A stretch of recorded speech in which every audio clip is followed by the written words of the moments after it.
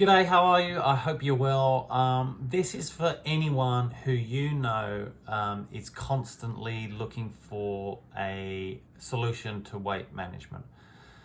Might not be you, and if it's not you, you're one of the fortunate ones. It's not to say that it might not ring true in years to come, time will tell.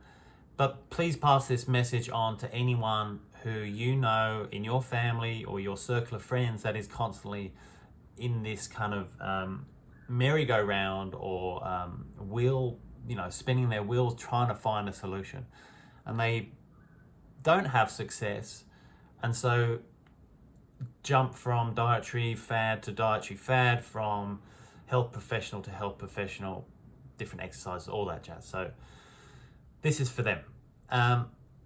It's not complicated, it's pretty straightforward.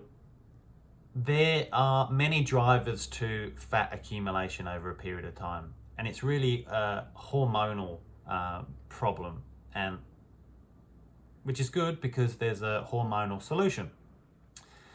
So as you know, there's many different aspects in your life, facets in your life. They can all drive a scenario where your hormones are putting you in this fat storage zone, if you like. But let's assume for now that most of those facets or aspects of your life are not doing that. So just very quickly, you've got work is one aspect of your life. But at the moment, let's assume for the purpose of this video that that's in a good place. You're not overly stressed. You're not agitated. You've not got cortisol pumping through your system. Let's assume all your relationships, so your husband, your wife, your boyfriend, your girlfriend, your family, your friends, it's all working harmoniously. So it's not driving these hormones that promote fat storage. So let's assume that everything is hunky-dory.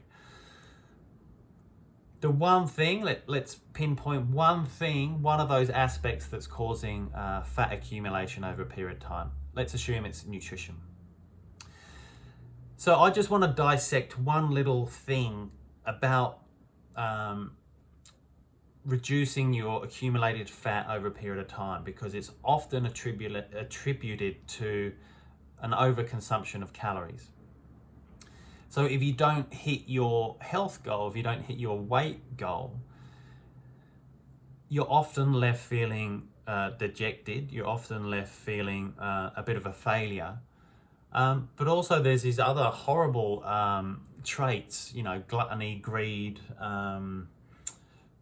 laziness, all those attributed to the reason why you're not hitting your weight goal, which is unfair and unjust a lot of the time, because there's this narrowing of your perspective of what is going to be the solution for my weight loss, and that is calories.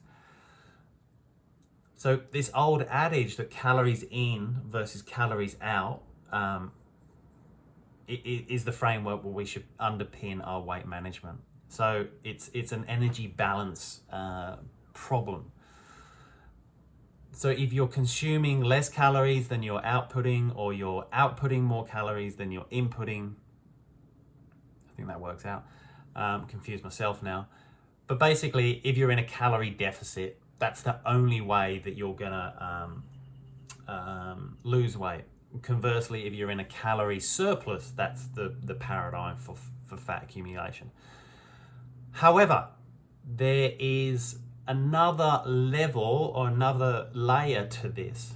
So calories, yes, they are important to consider, but you will not lose weight if those calories are coming from carbohydrates. And many of us in the Western world, that is the case.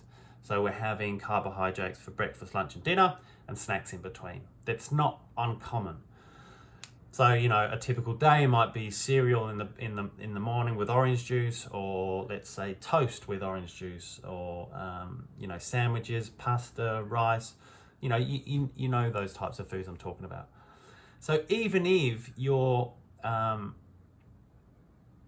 hitting your calories for the day that match your output, so you should be maintaining, because of the impact, the hormonal response that those foods are having upon your body, will put you into this fat storage zone. So it does matter where those calories are coming from. You can even have a calorie deficit, but the types of foods that you're eating will drive you more to this fat storage zone. And I've been working with clients for many years, and I've seen this happen overnight, where we don't modify the calorie intake across the day necessarily. We will modify where those calories are coming from, and also the time of day that those calories are coming from, but that's for another video. But if you modify where those calories are coming from, even if you don't change or alter the total number of calories, you will have a positive effect if your calories are coming from a high carbohydrate diet, a carbohydrate rich diet.